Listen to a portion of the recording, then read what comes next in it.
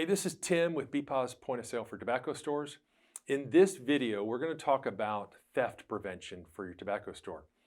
Many tobacco store owners are concerned about theft within their stores, and it's important to note that Bepoz has a lot of features to help you prevent that theft in your store. Now, there are generally three primary different ways that theft could happen in your store. You've got cash theft, you've got over discounting, and you have inventory theft. Now there are other methods, and we could talk about other different things, but we're going to primarily focus on those three for this video. So first of all, cash theft.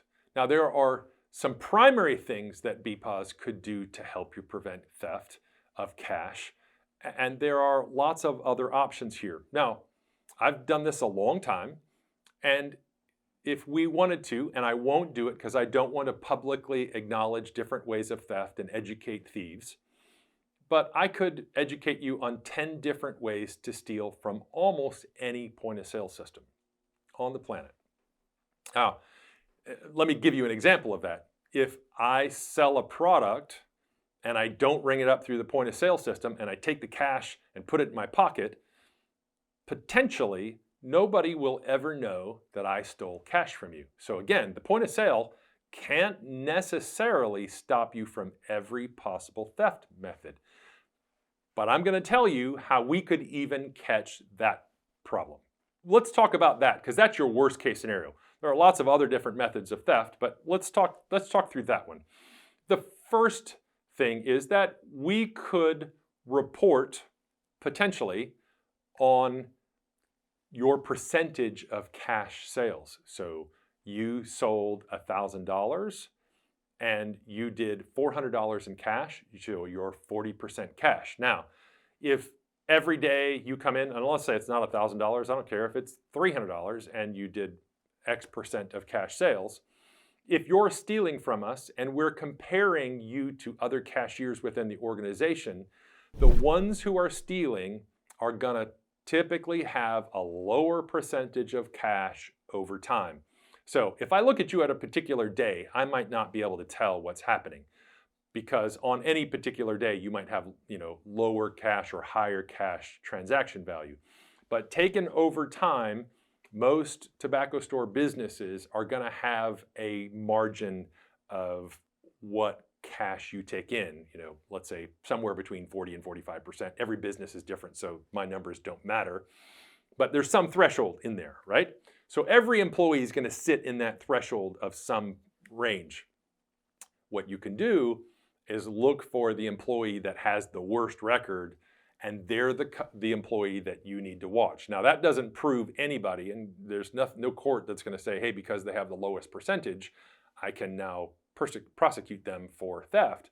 But now I have knowledge of who I'm going to watch. Now, how do I watch that employee? Now, there are other things that I could do. I could integrate with security camera systems that provide a text overlay for the transaction. So I have the video of the cashier who is performing the transaction, and laid over the text over the top of that video is what they're ringing up as they're ringing it up on the transaction screen.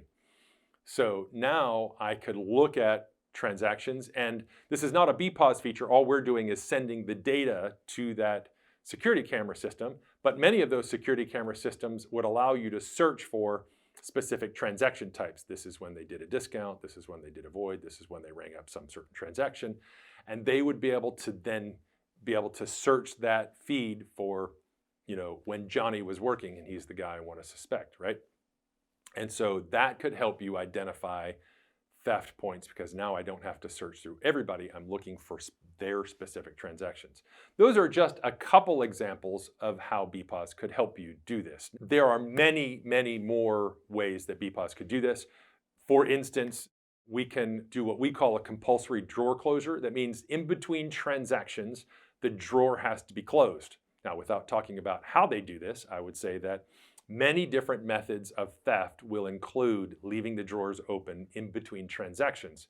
So we can force that the drawer has to be closed in order to close a transaction. Other methods might include being able to run a report at the end of their day that shows how many dollars in sales they did so they know what should be in their drawer, and they can take the balance of what should be in their drawer and stick it in their pocket. So Bepoz offers the option of being able to do a blind count. That means that cashier will have to tell the system how much money is supposed to be in the drawer before they can ever run a report that tells what is actually in the drawer. And if they're off by more than some dollar amount threshold, you could require a manager to come in and do an override and allow that threshold to be off.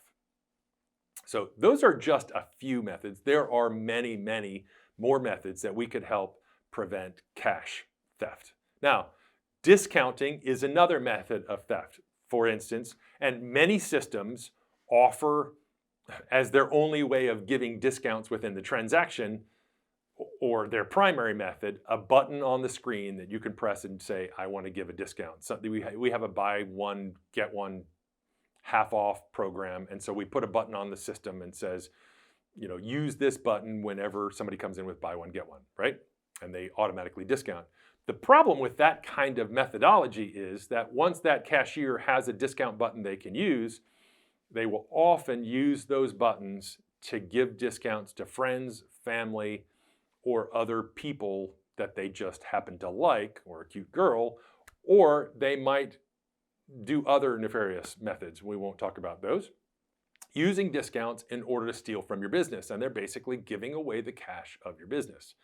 So Bepoz has the ability with promotions, and we have a whole nother video on promotions, by the way, in order to automatically apply those discounts so we take away the control for them to do discount buttons, either altogether or really limit what they can use it for.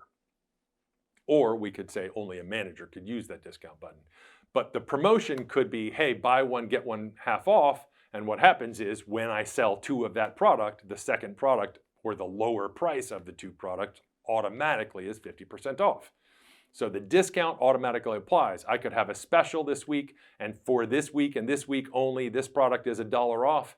And automatically for that week, starting on the first of the week and ending on the last of the week, that product is $1 off. And when it comes to the end of the week, it automatically goes back to its originally scheduled price. And operators don't have to be pressing discounts in order to apply that, or remember, or make mistakes. I mean, it could be just simple mistakes that they're making when this happens, if we think of it that way. Okay? Now, the final method that we're going to talk about today is inventory. So your employees or your customers could steal inventory in your store. Now, statistics are that 85% of inventory theft is employee related. That's the statistics. So if you've got inventory going out your back door or your front door, you need to know about it. So if you're not tracking inventory, you really are going to have a very difficult time knowing if you've got a leak. So one of the biggest ways that you could prevent that kind of theft is by actually tracking inventory. And Bepoz has a very powerful inventory tracking system.